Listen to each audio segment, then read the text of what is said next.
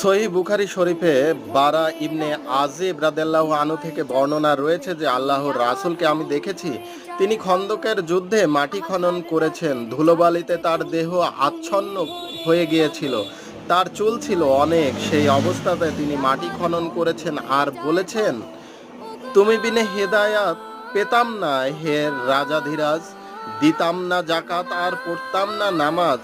শান্তি দাও যেন আমাদের শক্ত থাকতে মন, লড়াই হলে অটল রেখো আমাদের চরণ। আমাদের বিরুদ্ধে ওরা দিল লোকদের উস্কানি, ফিতনাতে শির হবে না নত শত আমরা জানি।